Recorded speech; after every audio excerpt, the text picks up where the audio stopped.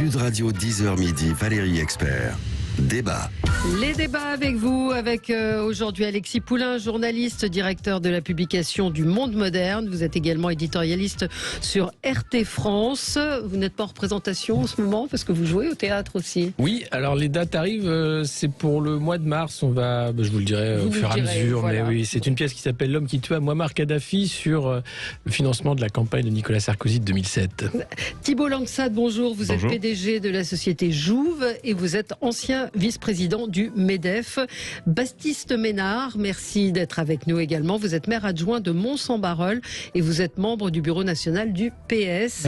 Merci et bienvenue. Jacques Miard, bonjour Jacques Miard. Honneur et patrie. Honneur et patrie, à vous également. Et mort aux vaches. Oui, et mort aux cons aussi. Maire LR de Maison-Lafitte et des cons, il y en a. On est en forme ce matin. Approuvez-vous la grève des profs, Jean-Michel Blanquer, dans la tourmente demain, grève qui va être visiblement extrêmement suivie. On va revenir quand même sur cette montée de la violence contre les élus et contre les médecins également. Je vois des médecins qui sont menacés de mort.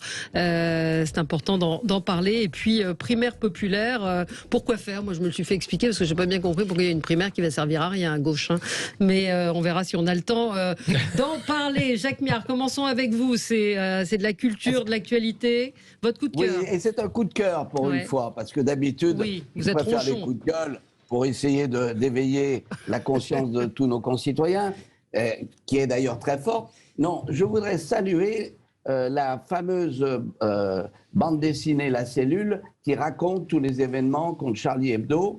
Et je voudrais aussi saluer l'hommage qui pourra être rendu au dessin de presse. Absolument. C'est-à-dire que ce sont des événements où on essaye, à travers, je dirais, une approche ludique, même si c'est une tragédie dans Charlie Hebdo ou dans les dessins de presse, je dirais, d'éveiller et d'alerter et d'accrocher l'attention de nos concitoyens. Les dessins de presse, pour moi, j'achetais Le Monde pour Plantu, c'est évident, parce que le journal, en réalité, c'était le dessin de Plantu avec un supplément politique, Le Monde. Mais, et c'est très important. Et je crois qu'il faut saluer cette pérennité des dessins de presse, cette pérennité de la bande dessinée, qui montre que, à travers, je dirais, quelques caricatures, on peut décrire l'actualité et on peut alerter l'opinion publique. Donc je voudrais saluer tous ces dessinateurs qui ont bien davantage de talent que moi, mais qui nous apportent quotidiennement, je dirais, une sorte de réconfort à travers la caricature, à travers la simplification et parfois l'insolence. L'insolence et qui le payent au prix de leur vie, qui sont courageux. Voilà. Et pour rien cacher, j'ai chez moi un dessin de l'une des victimes de Charlie Hebdo, que je garde pieusement. Oui, beaucoup d'entre vous, je me fais un petit satisfecit à moi-même, puisque j'ai reçu Charb pendant de très nombreuses années sur LCI, et c'est peut-être lui. Il y avait T-News aussi qui venait de temps en temps, et c'est vrai que beaucoup d'entre vous qui étaient sur LCI ont eu des dessins, parce que Charb était quelqu'un d'extrêmement ouvert, gentil, généreux, et pas sectaire. Et pas sectaire. Et pas sectaire, absolument. Qui m'a décidé en bourgeois qui conduit lui-même sa voiture, parce que je n'ai pas de chauffeur, et je dois dire que je garde ce croquis avec émotion, et je le regarde quotidiennement. Oui, mais vous avez raison. Mais alors le livre s'appelle La Cellule, c'est paru aux éditions Les Arènes, et c'est l'enquête sur les attentats du 13 novembre. Et 3 auteurs, Kevin Jackson, Nicolas Otero et Soren Silo. Effectivement, c'est par le dessin, c'est différent. Là, c'est un roman graphique, mais par le dessin, on peut dire beaucoup de choses. Vous savez, hier, j'ai regardé, je zappe un petit peu, j'ai regardé Quotidien, il y avait Michel Bernier qui était invité, et on lui ressortait des unes d'Harakiri. Valérie. Et c'est vrai qu'il y avait une ou même, un quotidien, ils ont dit, on a hésité à la passer, où il y avait le professeur Choron avec Michel Bernier, et c'était à Noël, frappez votre femme, et au jour de l'an, violez votre fille. Bon, c'est un peu dur. C'est un peu dur, mais bon, c'était la une d'un journal qui était en kiosque. Aujourd'hui, alors bon, non mais on peut le prendre. Enfin, Dieu sait si je suis féministe, que je défends, etc. C'est des choses qui aujourd'hui, même des proches, quand on relit des proches ou, enfin bref, voilà. Mais en tout cas, c'est un joli coup de cœur.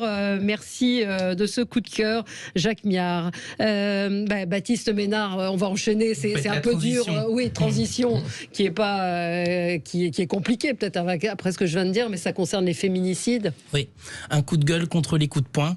Ouais. En 2020, c'était 102 féminicides. En 2021, 113. Et là, on est le 12 janvier. Il y a déjà 4 femmes qui sont mortes sous les coups de leurs compagnons ou ex-compagnons.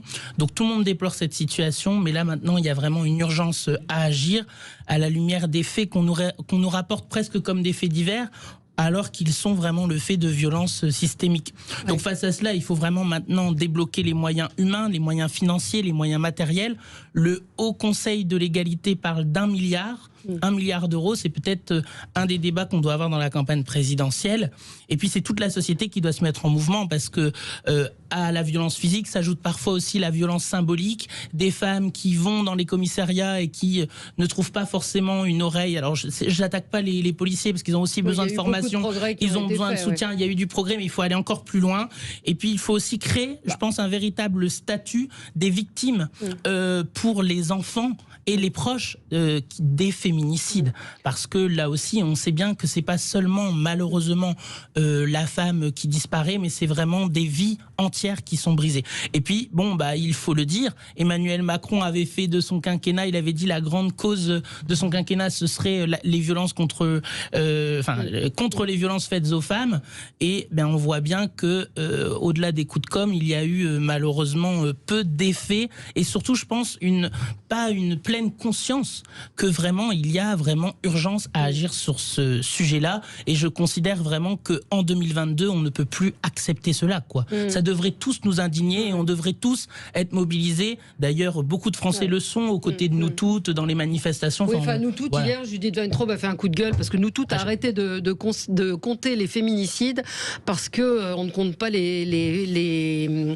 meurtres de trans, les assassinats de trans, et donc c'est une histoire de lutte entre différentes associations féministes, ce qui est un petit peu dommage justement dans ce contexte-là. Mais au-delà des policiers, de l'accueil, etc., vous avez raison, la volonté politique, l'isolement du conjoint, et débloquer des moyens. Il n'y a pas assez de moyens, par exemple, dans des places d'hébergement. On en manque cruellement. Bon, voilà. Et ça, on sait que ça ne se fait pas du jour au lendemain. Donc ça demande aussi une vision sur le long terme. Mais je crois que vraiment là, il y a vraiment urgence. Et donc je voulais Vous avez raison. Allez, on se retrouve dans un petit instant avec vous. On va revenir sur la grève des enseignants et on va continuer notre tour de table des coups de cœur et des coups de gueule. À tout de suite sur Sud Radio. Au 10h midi, Valérie Expert. Débat. Les débats avec vous, avec Jacques Miard, maire LR de Maisons-Laffitte, Baptiste Ménard, maire adjoint, décidément que de maire aujourd'hui, de Mons-en-Barœul, membre du bureau national du PS, Alexis Poulain, journaliste, directeur de la publication du Monde Moderne et éditorialiste sur RT France, et Thibault Langsade, PDG de Jouve, et vous avez été vice-président du MEDEF. On va revenir sur cette grève qui s'annonce demain, très suivie à l'éducation nationale, avec un Jean-Michel Blanquer démonétisé, la montée de la violence contre les élus et la primaire populaire de la gauche. Pourquoi faire ? On va revenir sur tous ces sujets avec vous. Évidemment, vous pouvez réagir 0826 300 300. On continue avec coup de cœur, coup de gueule. Alexis Poulain. Un coup de cœur pour la société Karcher, une entreprise familiale allemande qui a réussi dans le nettoyage à haute pression, qui a recadré encore une candidate à l'élection présidentielle, Valérie Pécresse, qui est descendue à la cave rechercher le Karcher de Nicolas Sarkozy, qui en 2007 déjà avait utilisé le terme pour nettoyer le quartier de la Courneuve. Alors c'est pas la première fois que l'entreprise allemande envoie un courrier à des candidats à l'élection présidentielle en France, puisque c'est une habitude. Ils l'ont fait en 2007, ils l'ont fait en 2016, ils le refont cette année en disant on en a marre en fait d'être associé au débat politique en France. Si vous pouviez trouver autre chose, ce serait tant mieux pour nous. Donc voilà, je trouve ça assez drôle. Alors on dit oui, ça leur fait de la pub, mais en même temps, c'est pas des valeurs qu'ils veulent défendre.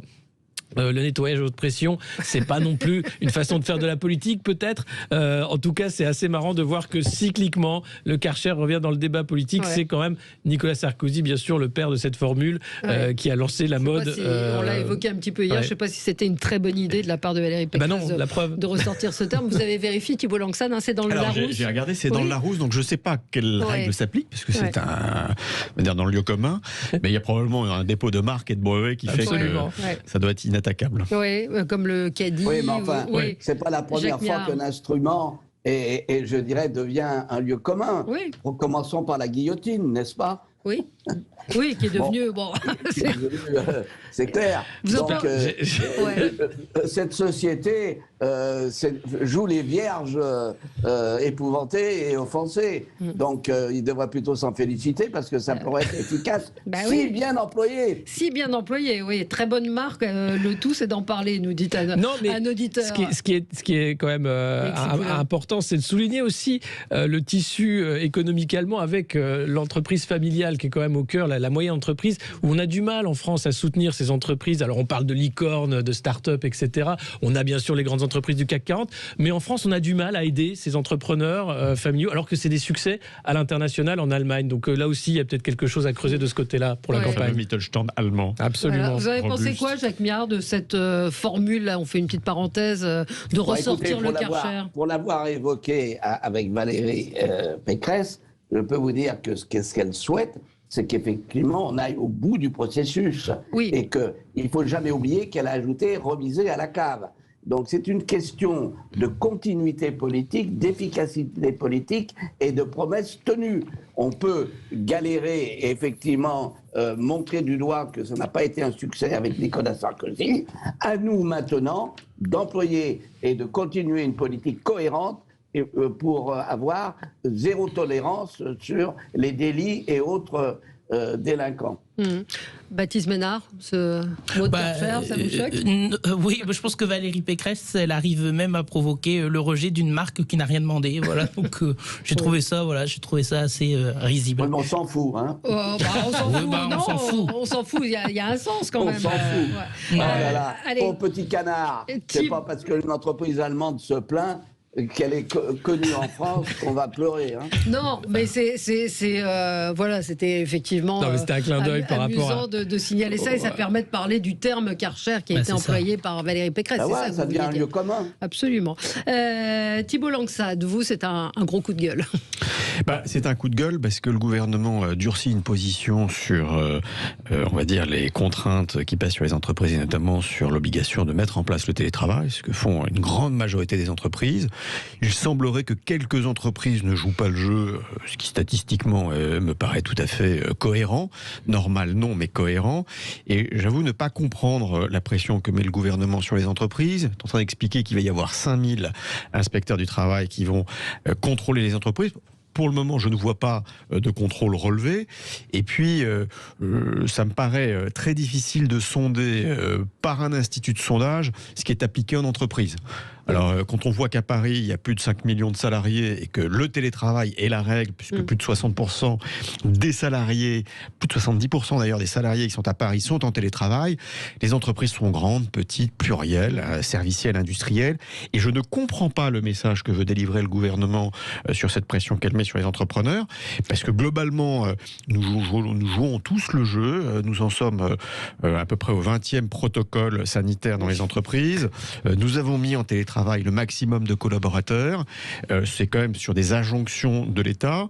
Et là, je trouve que au lieu d'utiliser un ton plus pédagogique, de continuer à nous aider et à faire en sorte que cette vague qui arrive et qui pose des problèmes en entreprise, compte tenu du nombre de cas contacts, Les entreprises sont perturbées, menacées du bâton, menacées de l'amende, et pour moi, à contre-courant de ce qu'il faudrait dire. Une fois de plus, s'il y a des entreprises qui jouent pas le jeu, eh bien, il faut les sanctionner, mais c'est à la marge, et il faut se poser la question pour laquelle elles ne jouent pas le jeu. Donc je comprends pas la position actuelle de la ministre du Travail. Est-ce que c'est pas de la com, encore une fois, dans la mesure où, comme vous le dites, c'est extrêmement compliqué d'aller vérifier. Alors je me suis posé la question de savoir si c'était... je suis pas dupe, on est à l'approche d'une période très politique, d'un exercice électoral, et de se dire mais quel est le message sous-jacent derrière. Je n'en suis pas certain s'il y a un message réel, mais en tout cas la façon dont c'est vécu par les entrepreneurs est complètement à contre-courant.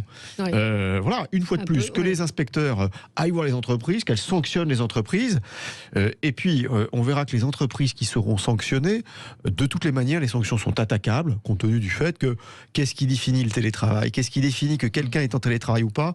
Vous allez être en train d'expliquer aux patrons de PME et de TPE qu'il va falloir rajouter de la contrainte normative pour monitorer les collaborateurs qui sont en travail de ceux qui ne le sont pas. Parce que quand l'inspecteur va arriver dans l'entreprise, il va dire mais où est-ce que vous étiez hier, avant-hier? Mais je veux compter le nombre de jours dans lequel vous... Bon, tout ceci n'est pas sérieux et une fois de plus, les entreprises sont plurielles et donc je ne vois pas comment dans un sondage spot en l'espace de quelques jours, on peut tirer une matrice. Oui, d'autant que ce matin, Olivier Véran a dit que les mesures traditionnelles n'ont pas véritablement d'impact sur Omicron. C'est que faut arrêter. Voilà. Non mais c'est pas Alexis possible. Poulain. Il y a un rapport de l'OMS là qui vient de sortir. 50%, un Européen sur deux va être porteur de Omicron dans les 6 semaines. On peut pas arrêter l'économie pour ça. Là, on a fait un confinement une fois. On a continué à faire des mesures qui ont durement impacté l'économie française. On va pas continuer à emmerder des entreprises qui ont du mal à repartir, alors que la croissance, on commence à voir que ça repart pas comme on l'espérait. Donc clairement, il va falloir vivre avec ce virus, hein, c'est le mot d'ordre. On a des outils maintenant. Ça suffit, je crois, de faire du coercitif, d'empêcher les gens de vivre, que ce soit les enfants, que ce soit les entreprises. Mais c'est surtout ce que vous racontez sur le fonctionnement du contrôle qui est une usine à gaz. Pardon, toutes les entreprises ont mis en place des masques. Toutes les entreprises ont mis en place les protocoles sanitaires. Toutes les entreprises ont mis en place des gels hydroalcooliques. Une grande majorité, notamment les grandes entreprises, ont mis en place le télétravail. On est tous extrêmement attentifs au fait qu'on ne se contamine pas. Et quand on regarde les contaminations, c'est plutôt à l'école, ce sera le sujet qu'on abordera tout à l'heure. Dans l'entreprise, on a à peu près 1000 salariés en France. Les cas de contamination, on les a eus par les parents, par absolument pas en entreprise. On n'a pas eu de cluster en entreprise dû à un affaiblissement, on va dire, des protocoles qu'on a pu avoir. Donc je ne comprends pas la façon dont on met une fois de plus en exergue les entreprises alors qu'elles jouent leur rôle depuis le début de cette crise. Tout ça est mais je crois que Thibault a parfaitement raison. Moi, en tant que maire de Maison Lafitte, le télétravail, nous pouvons l'accepter dans certains cas, et il n'en demeure pas moins que nous devons faire face et que les gens doivent être là pour nettoyer les rues, des choses comme ça. Il n'y aura pas de télétravail. Donc, il est évident que je crois qu'il faut laisser la plus grande liberté aux entreprises qui doivent le déterminer. Mais oui, en fonction de leur fonctionnement. Volonté de voir qu'une tête dans la classe, c'est une imbécilité notoire. Il faut faire confiance aux entreprises parce que les entreprises, c'est leur intérêt que ça fonctionne. Et donc, s'ils peuvent accepter le télétravail, c'est qu'ils y trouvent un intérêt pour l'entreprise et c'est jouable dans de très nombreux cas. On le sait, tout ce qui est consultation, tout ce qui est, je dirais, travail à distance en matière de contrôle, etc., ça peut jouer, mais de grâce, je veux dire, ça commence à suffire de nous faire tomber sur le rable toutes ces normes et toutes ces contraintes. Oui, on va en reparler justement dans un instant. Un petit mot sur Novak Djokovic et sur ce match quand même absolument dingue. C'est le nouveau match. Il avait qu'à faire attention, et puis c'est tout. Voilà. Il avait qu'à faire, il a menti surtout. Mais c'est sûr, c'est avéré qu'il a menti sur sa date d'infection, c'est ça? Sur sa date d'infection, il a reçu des journalistes de l'équipe en sachant qu'il étaient infectés sans les prévenir. Donc c'est quand même... donc il n'est pas encore tiré d'affaire, si je puis dire, avec cette histoire. Donc, vous avez suivi ça. Oui, c'est un peu ça, oui. On suit les épisodes jour par jour, mais on ne comprend pas trop. Mais là, ce qu'on apprend ce matin, en fait, ils ont décrypté le QR code où ils se sont rendus compte qu'il avait menti sur sa date de contamination, qu'il y avait eu des faux... qu'il était allé à l'étranger avant. Ouais. Thibault Langsade. Ça reflète finalement assez bien ce qui se passe dans notre pays, parce qu'il y a quand même des gens qui ne veulent pas se faire vacciner et qui continuent à aller au restaurant, qui continuent à prendre des transports en commun, qui continuent à aller, sachant qu'ils sont potentiellement à risque, ou en tout cas qui mettent à risque les autres, et qui trichent sur leur passe sanitaire, donnent de mauvaises informations. Et là, on a l'expression, on va dire, mondiale de ce qui se passe sur une minorité dans notre pays. Allez, on va marquer une petite pause. On se retrouve dans un instant. On va parler de cette grève des enseignants demain, grève des enseignants soutenue par les associations de parents d'élèves. Alors, tous n'ont pas forcément les mêmes objectifs, mais on peut dire quand même que l'école symbolise, vous l'avez évoqué pour l'entreprise, mais symbolise quand même ce grand cafouillage, pour rester poli. À tout de suite sur Sud Radio. Sud Radio, 10h midi, Valérie Expert. Débat. Les débats avec vous, avec Jacques Miard, Baptiste Ménard, Alexis Poulain et Thibault Langsade. Demain, donc, 7 syndicats d'enseignants ont lancé un appel à la grève nationale. Écoles, collèges, lycées, la politique menée par l'éducation nationale provoque une désorganisation massive du système scolaire. Je le rappelais hier et je l'ai réentendu ce matin, 49 protocoles différents. Et ce qui a été un peu le déclencheur, au-delà de la désorganisation, c'est la manière dont sont annoncés ces protocoles. On a évoqué celle du dimanche de la veille de la rentrée avec une interview sur un site payant, avec un article payant du Parisien. Et puis on voit que ça marche pas, quoi. C'était le sujet de mon édito ce matin, en fait. La mobilisation est historique parce que le moment est historique, mais surtout on a l'impression d'un ministre qui essaye d'abord de couvrir ses responsabilités avec ce mantra, l'école ouverte, l'école ouverte, l'école ouverte. Il en a fait un livre, mais sortir un nouveau protocole la veille dans un article payant pour les profs, pour les familles, c'est un manque de respect total. C'est-à-dire que personne n'a eu le temps de comprendre, de se retourner. Au bout d'une semaine, on se rend compte que ce protocole, il est inapplicable. C'était un tiers du temps à faire la queue pour les tests, un tiers du temps à sortir les élèves pour savoir qui l'avait, bref, il y a une discontinuité pédagogique énorme aussi, notamment avec les classes d'élèves handicapés qui allaient dans des classes où ils étaient... Donc il y a une discontinuité importante. Il y a l'angoisse que ça génère chez la jeunesse. Libé hier qui parlait des taux de suicide et des taux de tentatives de suicide chez les adolescentes qui n'ont jamais atteint ces sommets-là.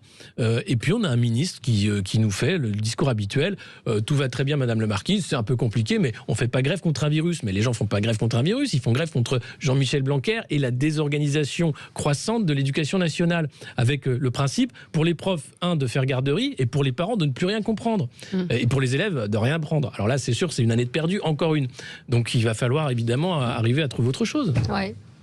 Oui, le Parti socialiste soutient naturellement le mouvement de grève qui traduit l'exaspération et la fatigue de la communauté éducative. Moi, mon père est directeur d'école, ça fait 2 ans qu'il découvre des protocoles qui bougent tous les soirs, dont on découvre que la primeur est réservée effectivement à la presse au lieu de la concertation avec les enseignants, qui sont parfois concertés, mais au final, ce qui arrive dans les écoles n'a rien à voir.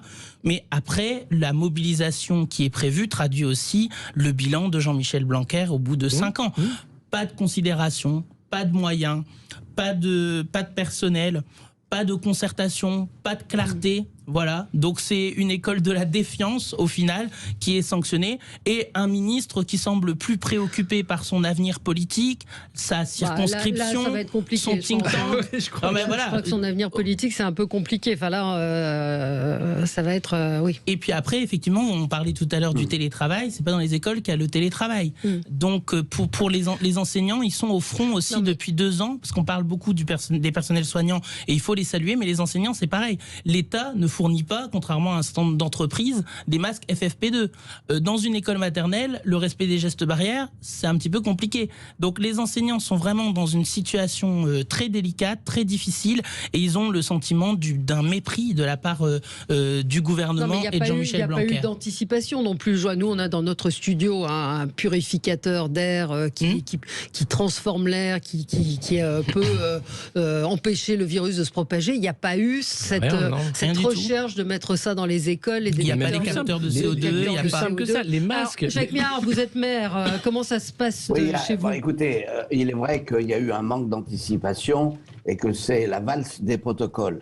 Et ça, effectivement, on ne peut que le regretter et le condamner. Cela étant, il y a un effet secondaire.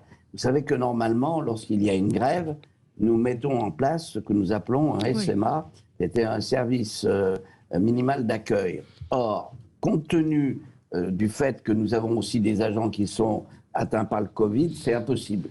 Donc, sur ce point précis, je le dis de manière que les parents le comprennent, surtout à un moment où la grève est vraiment forte, on est incapable, nous les collectivités, de mettre en place les SMA. Donc ça va être demain une journée à la maison pour tout le monde, parce que nous ne sommes pas capables d'accueillir tous les enfants par un service minimum d'accueil. J'ajoute une chose, c'est que le protocole nous interdit de mélanger les enfants. C'est-à-dire que si on ferme dans une classe ou dans une crèche, on ne peut pas les reporter sur une autre unité de même nature pour éviter les mélanges. Donc, c'est quasiment impossible. On est dans une situation ubuesque et demain, je suis même certain que la grève va être très effective et dénote un profond malaise. Oui, c'est assez évident maintenant. Je voyais un tweet de quelqu'un qui disait on ferme les écoles ferment, ça va pas, les écoles restent ouvertes avec un protocole, ça va pas, le protocole change, ça va pas, le protocole change, ça va toujours pas, le protocole est renforcé, ça va pas, on l'assouplit, ça va pas, en fait ça va jamais. Et c'est vrai que la situation elle est très compliquée aussi, Thibault Langsad. Oui.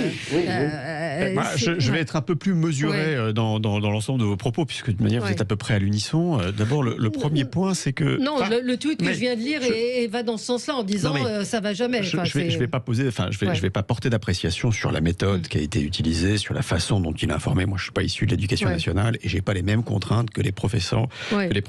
En revanche, moi, ce que je vois, c'est que dans une situation où on est sur un rythme de 300 000 contaminations par jour, avec un pic qui se prépare, cette journée de mobilisation demain, je la juge pour moi irresponsable.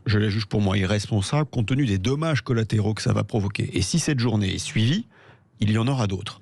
Alors, voilà, maintenant, on est dans une logique extrêmement politicienne, et vous venez de le dire, puisque la revendication vient au-delà des 40 protocoles. Donc, le Parti Socialiste soutient, les professeurs qui ont une tendance bien engagée sont en train de remettre en cause le bilan de Christophe Blanquer. Et donc, c'est pas uniquement sur la problématique, sur la problématique Omicron. Donc, on est dans une logique beaucoup plus large, et ce qui va se passer demain, c'est que les dommages collatéraux, on va les retrouver dans les entreprises. Parce que les parents garderont leurs enfants et ne télétravailleront pas. Ce seront une journée chômée compte tenu d'une forte mobilisation. Après, je rajouterai un deuxième point. Mais l'irresponsabilité, elle n'est pas de la part des enseignants, elle est de la part du gouvernement. Très bien, mais il faut faire attention. Vous êtes dans votre logique politique. Non, moi je pense aux enseignants qui sont d'ailleurs soutenus par les parents d'élèves. J'apporte un autre éclarage. Au-delà même des difficultés. Alors vous allez me dire, ce sont deux traitements différents, mais vous n'avez pas du tout la même mobilisation dans les écoles privées, qui subissent les mêmes protocoles, qui subissent les mêmes difficultés opérationnelles, et qui ne se comportent pas de la même façon. Donc je dis, au moment où on est dans une crise profonde, dans une crise économique qui peut se profiler, il y a une question de responsabilité, et si c'est uniquement de remettre en cause, dont je ne porte pas l'appréciation de la politique de M. Blanquer, je trouve qu'on ne peut pas se payer le luxe de faire ça dans la situation qui nous occupe. Oui, mais... Thibault, et vous oubliez quand même une chose. Alors, c'est Jacques que Méhard. gouverner, c'est anticiper. Or, là, on a eu la valse des protocoles dans des conditions assez étonnantes. J'ajoute une chose, c'est que le fait que le Premier ministre a modifié, est venu redire à la télévision qu'il modifiait un certain nombre de choses. Vous savez ce qui s'est passé? Et là, je le salue. On avait des queues devant toutes les pharmacies. Elles ont disparu en l'espace de 24 heures. Donc, on voit bien qu'en réalité, il y a eu et vous le regrettez, dysfonctionnement, et c'est d'autant plus étonnant que cette affaire d'Omicron, cette affaire de propagation du virus, elle n'a pas commencé la veille. Elle dure depuis 15 jours. Vous voyez bien que les revendications sont bien beaucoup plus larges. Elles sont sur un fond politique. Bon, et les dommages collatéraux, nous les aurons demain en entreprise. Embaucher du personnel qualifié, il y a des choses qui vont au-delà du Omicron. Non, mais les dommages collatéraux, ils sont aussi dans les écoles. Non, mais attendez, parce que là, le problème, c'est qu'on donne le sentiment que voilà, les enseignants seraient irresponsables, que ça va encore incomber aux entreprises, etc. Les parents d'élèves soutiennent, toutes les organisations de parents d'élèves soutiennent à l'unanimité ce mouvement de grève des enseignants. Et les enseignants, ils ont été très responsables dans une situation d'irresponsabilité du gouvernement depuis 2 ans. Ils ont, je pense, beaucoup attendu. Pourquoi il y a aussi cette mobilisation ? C'est parce qu'il y a beaucoup de colère rentrée. Alors, vous avez raison de dire que c'est plus large. Forcément, quand on perd une journée de salaire, on ne va pas juste s'arrêter en se disant tiens, c'est le Covid. Il y a le Covid et puis il y a l'exaspération d'un manque de considération, d'un manque d'anticipation. Ça a été dit tout à l'heure. Donc voilà, mais je ne veux pas qu'on laisse dire ici que les enseignants ont été irresponsables, parce que ceux qui ont été irresponsables, c'est le gouvernement. Quand on change 3 fois de protocole en une semaine, vous vous rendez compte ce qu'on demande aux directeurs d'école, vous vous rendez compte ce qu'on demande aux parents d'élèves qui du coup appellent le directeur d'école le soir en disant mais on ne sait plus, est-ce qu'on doit faire, est-ce qu'il y a des masques, et ça, on ne sait plus. Alors, on va marquer une pause, on va y revenir. Et puis l'argument de Jean Castex qui dit on va faire des autotests parce que c'est moins invasif que les PCR. Je ne sais pas s'il voit la différence, mais un coton-tige dans le nez, ça reste un coton-tige dans le nez. On se retrouve dans un instant avec vous et Alexis. Un auditeur vous dit Alexis, allez-y, de relever le niveau. Mais on a un très haut niveau ici. Oui. Allez, à tout de suite. Sud Radio 10h midi, Valérie Expert. Débat.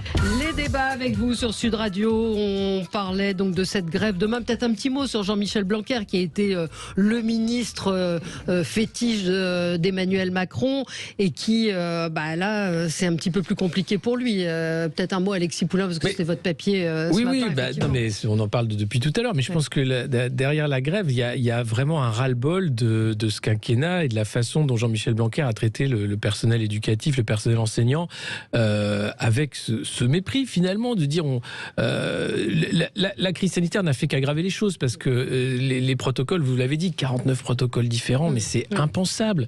Là, on a vu d'ailleurs, pardon de vous interrompre, c'est le Premier ministre qui est allé annoncer le nouveau protocole et pas le ministre de l'Éducation. Non, parce qu'il est inaudible. Rappelez-vous, avant le Covid, déjà toutes les annonces Blanquer, il était dédié par le chef de l'État le lendemain ou le surlendemain. Il y a eu un nombre on appelait ça avant la cacophonie gouvernementale. Bizarrement, sous Macron, on ne parle plus de ça. Voilà, c'est étonnant.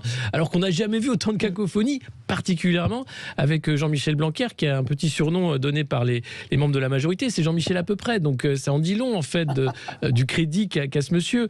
Et il continue à faire comme si tout allait bien. C'est ça qui est assez énervant, je pense. Et cette grève, évidemment qu'elle ajoute de la désorganisation à un moment difficile, mais comment se faire entendre quand il n'y a aucun moyen de se faire entendre par ce ministre qui continue à faire comme si tout allait bien.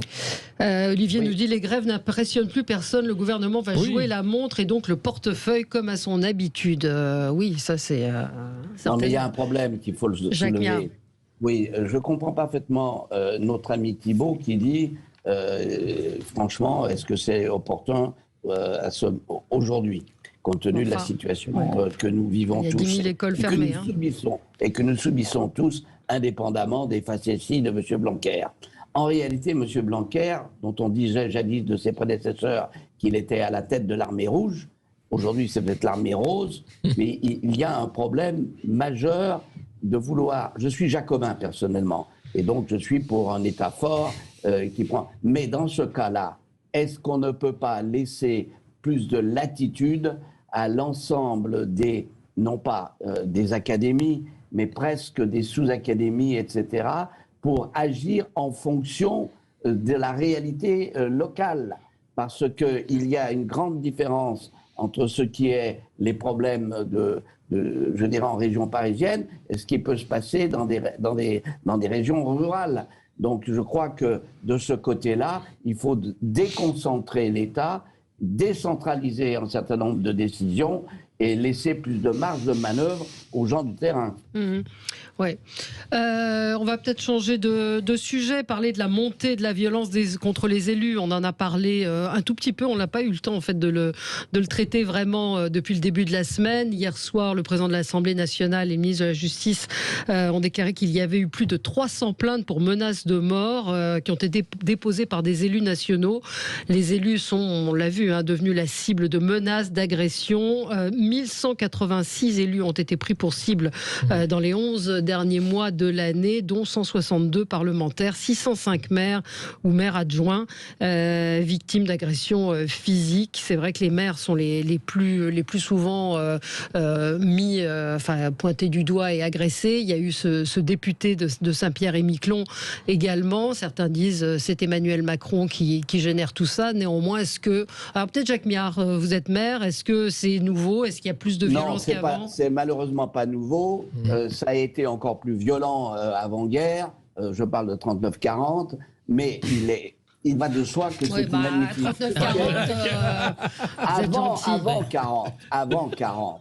Voilà. Et donc, non, mais il faut avoir une certaine, je dirais, mémoire historique. Parce que ce qui se passe aujourd'hui, ce qui est pas acceptable, c'est qu'effectivement, les maires reçoivent des menaces à leur domicile, en disant, on sait que où tu habites, on va te faire la peau. Bon, donc, c'est un événement, bien sûr, personne ne peut l'accepter. Mais quand on a un président de la République qui joue les pyromanes, je suis désolé de dire que là, il y a des réactions du Gaulois réfractaire qui sont violentes. Mais parce qu'il faut quand même remettre ça dans la perspective. C'est qu'il y en a il y en a aussi qui peuvent le chercher par des attitudes provocatrices, mais celui qui a vraiment provoqué ce mouvement, c'est le président de la République, parce qu'il s'est foutu la gueule du monde. Oui, enfin, ça fait un an que ça dure, c'est pas... mais lui, il vient d'en rajouter. Et donc, il faut quand même prendre ça en compte, parce qu'il est évident que d'avoir dit ce qu'il a dit, ça ne peut que provoquer, je dirais, la colère d'un certain nombre de gens qui sont irrationnels, on a vu ça dans des reportages, on l'a vu, ça a été diffusé à satiété, donc je peux vous dire que ça alimente également aussi la colère du peuple. Oui. Thibault Langsade. Non, je ne partage pas tout à fait cette analyse, mais je reviens bien évidemment sur le constat. Je suis étonné d'ailleurs que cette violence ne soit pas arrivée plus tôt. À partir du moment où vous avez des minorités qui ne respectent pas les forces de l'ordre, à partir du moment où vous avez une minorité qui ne respecte plus, on va dire, les pompiers, les gens qui interviennent, je suis étonné que les élus ne soient pas mis en responsabilité plus tôt. Je modère mes propos, mais on aurait pu imaginer que la facilité que peuvent avoir certains d'attaquer des policiers, des pompiers, des militaires, ce qui représente l'ordre établi, on n'ait pas eu ce genre d'agissement plutôt auprès des politiques. Oui. Bon. Après, ce que je vois, c'est qu'il y a beaucoup de parlementaires tout de même qui sont mis en responsabilité, qui sont, on va dire, pris à partie. Et donc, il y a un prisme politique, une concentration très forte avec des mouvements. Donc, tout ceci doit être condamné. Je ne peux pas entendre que tout ceci est le déclenchement d'un seul mot, parce que qu'est-ce que nous dit Zemmour, qu'est-ce que nous dit Marine Le Pen, qu'est-ce que nous dit certains extrêmes qui pourraient être beaucoup plus violents, qui pourraient mobiliser dans ces cas-là des foules. Donc je serais plus prudent sur le fait qu'un président de la République, certes, il a une responsabilité majeure, puisque c'est le premier des Français et qui nous gouverne, mais c'est le mal-être de notre société et la remise en cause d'une forme d'autorité qui transpire de façon plus générale. Et maintenant, ce qui était inédit, on s'attaque à nos élus. Demain, on s'attaquera, et je n'espère pas, aux magistrats, à d'autres corps. On s'attaque aux médecins aujourd'hui. Moi, j'ai des médecins autour de moi qui me racontent qu'ils ont des menaces de mort incessantes. Voilà, c'est le mal-être. Et que ça n'était pas le cas avant. C'est parce qu'il y a un profond malaise. C'est parce qu'il y a un profond malaise dans la société. C'est parce que nos pompiers se font caillasser dès qu'ils interviennent que l'État ne réagit pas et ne réprime pas, qu'à ce moment-là, dans cette espèce d'aura de violence, vous avez un président de la République qui joue les pyromanes, c'est inadmissible. Il ne faut quand même pas oublier ça. Parce que on n'a jamais vu ça. Bien sûr, on a eu un Sarkozy qui a dit « casse-toi pauvre con », mais c'était individuel. Là, je les emmerde. Et ben voilà, les emmerdements, il va les avoir. Oui. Non, pas lui, malheureusement. Non, ouais. le problème, c'est que on est dans une société de la maltraitance, de la haine, où là où la parole politique a son importance pour apaiser, pour rassembler, elle est utilisée aussi pour attiser la haine, et pas seulement celle d'Emmanuel Macron. Mais là où c'est scandaleux, c'est quand le président de la République, garant des institutions, utilise ces mécanismes pour agréger son camp, trouver un bouc émissaire. Ça, c'est scandaleux. Mais c'est aussi une faillite démocratique plus large. Le fait que la démocratie, c'est trouver le consensus. On n'est pas d'accord, mais majoritairement, on va trouver un moyen de s'entendre et de vivre ensemble. Aujourd'hui, c'est ce qui est dans le rapport Bronner, on a des continents de la pensée qui sont séparés, où les gens n'ont plus du tout la même information, n'ont plus du tout la même façon de voir le monde, la France, et donc n'ont plus du tout les moyens de se parler, parce que c'est des étrangers les uns pour les autres. On parlait des quartiers perdus de la République, c'est déjà ça depuis longtemps. Mais là, on est dans autre chose. C'est-à-dire que c'est même pas des quartiers identifiés ou du séparatisme. La loi contre le séparatisme, elle a beau jeu finalement. Gérald Darmanin vient de dire qu'il a fermé une mosquée, ok, mais là, on n'est pas là-dedans. On est encore plus loin. C'est-à-dire, c'est l'invisible. Non, c'est là où je veux en venir. Il y a eu la crise des Gilets jaunes déjà, qui montrait cette France périphérique qui avait du mal à finir le mois, etc. Plutôt que de les entendre, il y a eu des cahiers de doléances, ils ont été enterrés dans les sous-sols de la BNF. Il y a eu le grand débat qui était la mise en scène de la parole d'Emmanuel Macron. Cette parole est devenue insultante. Que voulez-vous? Les gens sont à bout. Il y a à la fois une parole politique qui est incapable de rassurer, qui rajoute du chaos et qui en plus maltraite. Alors évidemment que derrière, c'est une société qui va être encore plus violente. Évidemment que les premiers qui vont s'en prendre plein la gueule, c'est ceux qui font un travail public, qui sont les maires, qui sont les élus, qui sont les journalistes aussi, qui sont les gens publics, parce qu'on va s'en prendre à eux, parce qu'en plus ils ont la parole autorisée. Donc il faut un moment que les gens qui ont cette parole autorisée remettent la solidarité, le consensus, le bon sens et l'amour aussi. Dire arrêtez de dire vous êtes des cons parce que vous n'êtes pas d'accord avec moi. Non, il faut comprendre pourquoi les gens ne sont pas d'accord avec vous. Voilà. Alors, j'aurais Baptiste Ménard, puis après Jacques Mirard, vous pourrez. Déjà, il faut redire quand même que la démocratie, ça n'est pas la violence et qu'on ne peut pas l'accepter. La démocratie, c'est le débat d'idées, c'est la confrontation et c'est les élections pour régler les différends dans la société. C'est déjà la première des choses. Ensuite, il faut aussi bien avoir en tête que cette violence qui s'exacerbe, elle est nourrie par toutes les failles dans la promesse républicaine. Quand vous avez le sentiment que selon le quartier que vous habitez, selon la couleur de peau que vous avez, selon un certain nombre de critères, vous n'aurez pas les mêmes chances dans la vie, bien sûr, ça nourrit aussi une forme de séparatisme, ça a été dit tout à l'heure, et une forme de violence. Et puis ensuite, on est dans une société aujourd'hui où on manque de tolérance, où on manque de nuances, et où effectivement, un certain nombre aussi de discours irresponsables et de haine tenus par des responsables politiques nourrissent encore plus, j'allais dire, ce climat de défiance et de manque de confiance. Mais ça n'est pas nouveau. Tout à l'heure, M. Millard évoquait la période 39-40. On pourrait revenir dans les années 30. Le harcèlement des élus. Nous, au Parti Socialiste, quand on pense à ce qui était arrivé à Roger Salengro, ce n'est pas nouveau. Moi, la question que je pose, c'est est-ce qu'il va nous falloir attendre que, comme en Grande-Bretagne, on ait une parlementaire à l'image de Jo Cox qui avait été assassinée pour qu'on se rende compte de la violence qui existe dans notre pays. Donc, il y a une responsabilité du président de la République qui doit rassembler et non diviser. Il y a une responsabilité des acteurs politiques qui doivent tenir des discours de rassemblement, qui doivent condamner selon toutes les tendances politiques confondues. Tout le monde doit condamner quand il y a des violences contre les policiers, quand il y a des violences contre les pompiers, mais quand il y a aussi des violences sociales contre un certain nombre de concitoyens, il faut aussi les condamner. Oui, je voudrais quand même ajouter quelque chose. Ça fait facilement une trentaine d'années que le principe d'autorité est totalement remis en cause. Ça a commencé dans nos écoles, et là, je le dis, un certain nombre de professeurs, il ne fallait pas de vagues, on ne faisait jamais remonter les incidents, surtout, il ne s'agit pas de... ce sont des minorités, etc. On a laissé faire. Donc c'est installé, effectivement, cette espèce de violence au quotidien, dans les écoles, dans les quartiers, contre les pompiers, contre les médecins, oui, bien sûr, etc. Et donc tout ça, c'est amalgamé, et on arrive aujourd'hui à un point de rupture. On l'a. Eh bien, il y a un moment, il faut reprendre ça en main, condamner, réprimer, je dis bien réprimer, et n'accepter plus aucune, je dirais, déviation, et être ferme, parce qu'on a cassé l'État. Eh bien, aujourd'hui, c'est la France qui est totalement, je dirais, violentée. Allez, on va marquer une pause et on se retrouve dans un tout petit instant avec vous. À tout de suite. Sud Radio 10h midi, Valérie Expert. Débat. Les débats avec vous, on va parler un petit peu de la gauche, mais avant je vous signale apparaître dans le monde d'aujourd'hui une enquête qui je pense va faire beaucoup de bruit à propos du professeur Raoult, la tumultueuse fin de règne de Didier Raoult, désavoué par sa fille médecin et inquiété lui par la justice. De nombreux médecins dénoncent également et d'éminents virologues ce qu'il a pu dire sur différentes antennes dont TPMP à propos de la France, pays le plus vacciné, qui aurait le plus de contaminés, enfin beaucoup de choses très approximatives.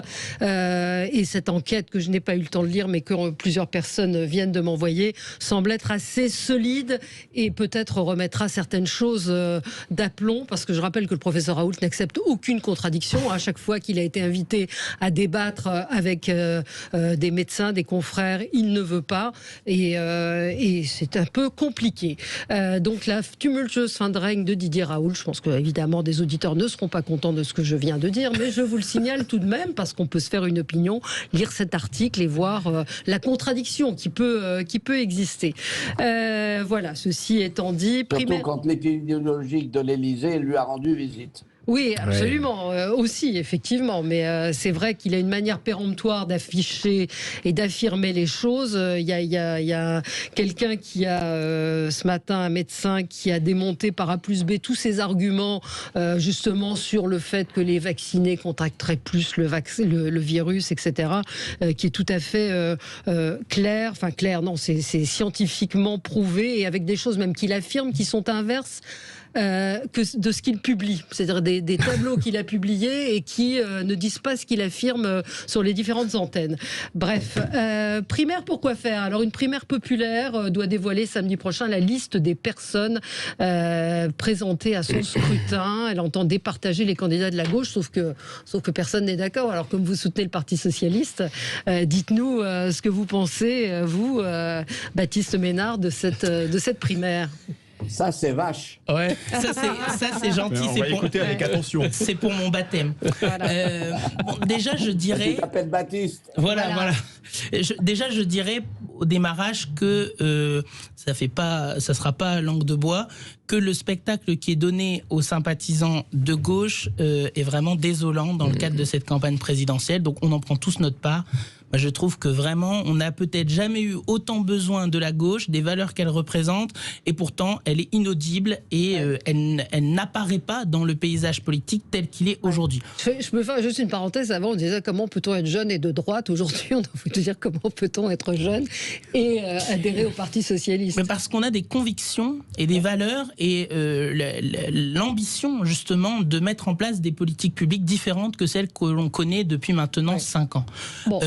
Donc, ça étant dit, sur la primaire populaire en tant que telle, c'est une initiative citoyenne plutôt intéressante au regard de, j'allais dire, la situation à gauche, des électeurs de gauche qui se désespèrent et qui se disent mais comment on peut trouver une issue?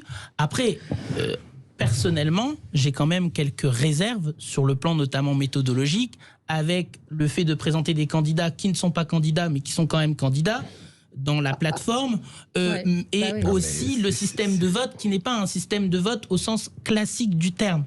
Et puis ensuite, la dernière donnée, c'est que personne, à l'exception d'Anne Hidalgo, notre candidate, et Christiane Taubira, ce sont les deux seules personnalités de premier plan qui ont dit « nous sommes prêtes à aller à la primaire populaire ». Et les autres prennent une responsabilité, notamment Yannick Jadot, qui dit qu'il est candidat non pas pour témoigner, mais pour gagner. Or, aujourd'hui, par son attitude, il se condamne lui-même au témoignage. Mais là où c'est dramatique, c'est pour les gens qui sont dans la difficulté. Les gens qui vont recevoir dans quelques jours les factures d'électricité qui augmentent de 40%, les factures de gaz, qui sont confrontés à la crise climatique, le désarroi de la jeunesse, toutes ces personnes qui attendent de nous et qui ont pour seule réponse le coup du mépris de Yannick Jadot. Est-ce raisonnable? Est-ce responsable? Je ne le crois pas. Et donc je pense qu'il faut que la gauche, maintenant, cesse de se parler à elle-même, comme elle le fait depuis 2 mois, et qu'elle parle aux Français, et qu'elle mette sur le débat public les propositions que nous portons. Alors, Alexis. Moi, je pense que Alexis était déjà dans les starting blocks. Non, mais déjà, la primaire populaire, première chose, c'est une start-up politique c'est avec 16 CDI temps plein qui sont là, des gens qui sont déçus du macronisme, qui ont été amonistes, enfin qui viennent majoritairement du Parti socialiste, avec dès le début quand même Christiane Taubira qui était déjà en embuscade, une sorte de sous-marin pour cette candidature de Christiane Taubira. Et derrière, vous avez Yannick Jadot qui dit à juste titre, pourquoi j'irai là-dedans, c'est le temple solaire. On est tous à 2% et là, on va se suicider tous ensemble. Très bonne idée. Il a raison de dire j'y vais pas. Lui, il fait campagne, il représente un courant politique qui est l'écologie. Et puis, j'ai envie de dire, la gauche est ailleurs. Vous avez Jean-Luc Mélenchon qui est en couverture de Libé aujourd'hui, qui lui fait campagne depuis un an, qui a un programme qui s'appelle l'Avenir en commun, qui essaye de rallier autour de lui. Alors certes, il a eu le parcours qu'il a eu avec la défaite lors de l'élection de 2017, mais on voit bien que ça ne sert plus à rien à 3 mois d'une élection majeure d'essayer de faire une candidature d'union qui n'aura pas lieu. C'est ridicule.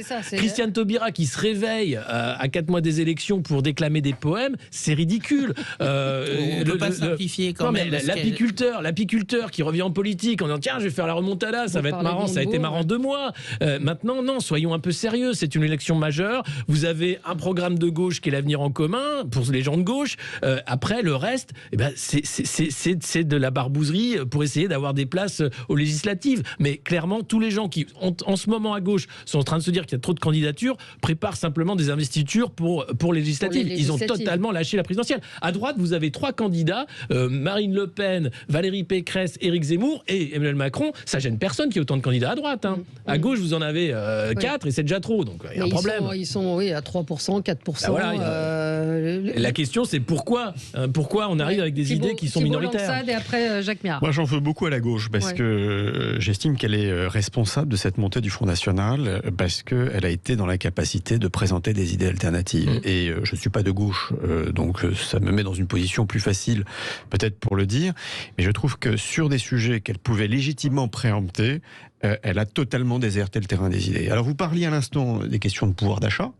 Mais où est la gauche, si ce n'est sur des vieilles recettes qui sont... allez, globalement, je vous la fais de façon un peu courte, on va spolier les riches pour pouvoir redistribuer. Il n'y a aucune évolution sur le débat de fond. Elle a bien évidemment, non seulement elle s'est plantée, mais elle a déserté sur le terrain sociétal et sur le terrain de la sécurité. Et aujourd'hui, nous avons les extrêmes qui sont en face. Vous voyez, je suis très républicain dans mon approche dans un processus démocratique où je pense que les partis politiques doivent s'exprimer. Je regrette peut-être le en même temps qui a dilué la droite, la gauche, qui permettait d'avoir un choix. C'est plutôt ça qui est responsable aussi de la montée des extrêmes et du brouillage des clivages politiques. Parce qu'à force de dire qu'il n'y a pas de clivage, voilà le résultat. Je vais même reconnaître quelques bons points à la gauche, et pourtant je n'ai pas soutenu le candidat François Hollande, mais c'est probablement des ministres, un des présidents de la République qui a fait énormément de choses pour l'entreprise qui ont permis une transformation aussi forte par la suite que j'estimais être nécessaire. Bien, il aurait fallu et aujourd'hui, mais nous l'avons dit d'une certaine façon quand il y a eu le pacte de responsabilité et qu'on voit aujourd'hui le nombre d'emplois qui ont été mis en place au travers de ces dispositifs. Et donc, la montée des extrêmes que je vois au travers de Marine Le Pen, de Éric Zemmour, pour moi, est la traduction d'une pauvreté intellectuelle de la gauche sur le terrain des idées. Non, c'est la responsabilité c'est la responsabilité d'Emmanuel Macron qui est aux responsabilités depuis 5 ans et qui mène une politique injuste qui nourrit la désespérance. Où sont l'opposition? Quelles sont les idées fortes que vous donnez? On va présenter il sera Outre le fait qu'elle soit totalement inaudible, elle ne présente rien. Il sera présenté demain, le programme d'Anne Hidalgo. Oui, enfin... Non, sur les programmes, ils sont toujours présentés très tardivement quand même. Alors, allez-y, Jacques Méard. Oui, que ça soit Hidalgo ou l'ex-ministre de la Justice, ça se terminera comme en combat de boxe par le jet de l'éponge. Et puis c'est tout, ils sont hors jeu. Et il va falloir qu'ils en tirent les conséquences. Il reste 3 mois. Là où Thibault a raison, c'est sur cette affaire du fait que la gauche n'a pas voulu répondre à des questions qui se posaient et a, je dirais, mis ses doigts devant sa vue. Elle a abandonné à Le Pen la défense de la classe ouvrière et elle s'est mise à vouloir défendre les minorités et autres. C'est une faute. D'où la montée des extrêmes. Mais je vous rassure, il y a l'UMP l'a fait également en oubliant ce que nous disions lorsqu'il y avait un corpus de règles fort. notamment au RPR. Donc, il y a eu méprise. Et à vouloir toujours gouverner au centre, on a laissé monter les extrêmes. C'est aussi simple que ça.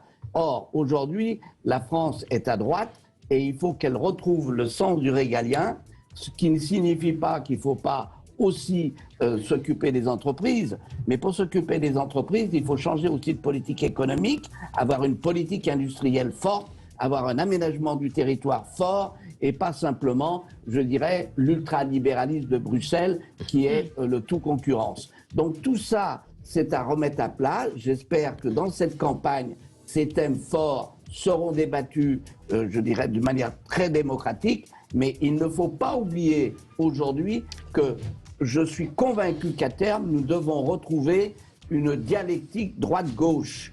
Parce que ce n'est pas avec le qu'on dit du « en même temps » qu'on va redresser le pays. À la condition que la droite reste républicaine. Elle est la droite républicaine. Non, vous avez déporté votre discours. Arrêtez ces conneries. C'est fini. Merci à vous. Merci à tous les quatre. Vous vous déclassez. Je dirais complètement. C'est gentil de dire. Vous savez, quand vous montrez du doigt... Allez, Jacques, c'est fini. Jacques, c'est fini. C'est pas censure. Une autre fois. C'est l'heure du journal et on ne peut pas être en retard. Allez, très bonne journée à vous sur Sud Radio. À demain. Sud Radio. Sud Radio.